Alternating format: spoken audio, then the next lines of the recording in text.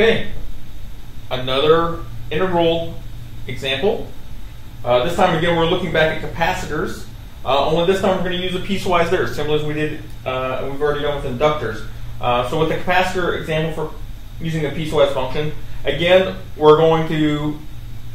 learned from our previous example that the voltage can be related to the current using this expression. I've already modified it to use the fact that we aren't necessarily going from 0. So if we're not going from 0, again we use T1 here and T1 there. So using that, we have an example we'll work through and break it down piece by piece. And again, we want to get an expression at each point and sketch it out. Okay, so the givens for this specific example, we've got current, and I've ignored the significant figures. I've just cut it off to be, I've rounded them all to the nearest ones place. The data that was actually reported was down to the thousandths place, so it's technically 4.00. But this is just an expression to save my hands from writing. So yeah, so for the first thousandths of a second, it's at 4 amps. Then it shifts to -2 amps from 1 to 2 seconds. And then it's at positive 2 amps from 2 to 4 seconds. So notice it actually stays on that a little bit longer than it has. So that's one spot that's a different length. We haven't really dealt with that a lot of times. We've always had equal segments. That's not really going to change anything except for how our answer comes out in the end, or how we do those expressions. And then it's back to -4 between 4 and 5 thousandths of a second. So again, what we want is expression plus sketch of v of t. And we've got our function that relates those. So let's just break these down part by part. Okay, part A, our expression, 1 over the capacitance is 1 over 20 times 10 to the minus 6. We are going from 0 to t in this case. We're just integrating the function of 4. And v0 will actually end up being 0. So let's see what it looks like.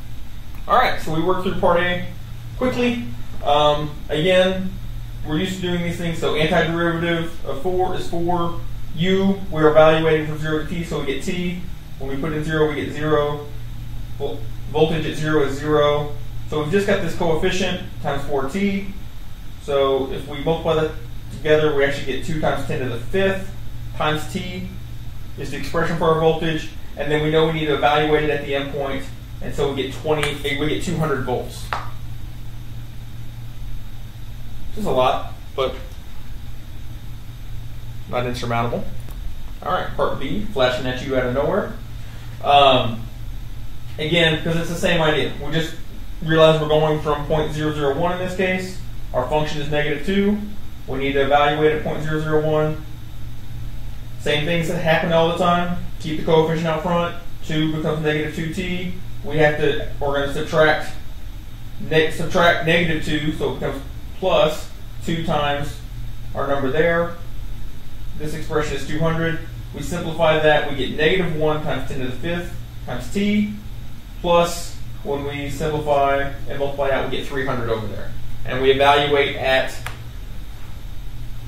the endpoint, and we get 100. Okay, part C, again, we're getting faster. We're going to keep plugging through this stuff. Same ideas. This time it's 2, and we're going from 0.002, which we know the value is 100. So we end up with that. Simplify the expression. Again, we get 1 times 10 to the 5th, which is good because we see the slope is exactly the same with the opposite signs as we had when we had 2 amps for our current, so that's good. And then we find that we end up with a -100 over here. Not a lot we can tell by that, although will probably help make sense when we visualize it by plugging everything in later. All right, so that's part C. One more part to go. All right, part D. 0.004 is our point on the left, is our low end that we're looking at. We're using -4 as our function. And so, again, expressions work out the same. and we end up with negative 2 times 10 to the 5th t. Again, same slope, opposite sign as what we started with in part A when we had 4 amps. This is just an expression that helps it work out and line up, and we end up with 100 volts. Again, good way to check to make sure this equation is right is to check if the points where they connect do add up, and they do in this case. All right, so making a quick sketch. All right, so making our sketch. Time, voltage goes out to 0.005 is the biggest time we actually need. We ran up to 400 volts. 300 actually is the max that we actually hit. So yeah, again, they're all straight lines, just jagging each way. So we start out, we go from 0 to 200, then from 200 down to 100, so half the slope. Same slope going back the opposite direction. So it goes from 100 up to 300 because that part lasts a little bit longer. That's the 200ths to 400ths of a second, the 2 millisecond to 4 millisecond version. And that's probably the better way would have been to write this, would be to write these all as 1 millisecond, 2 milliseconds, and so on.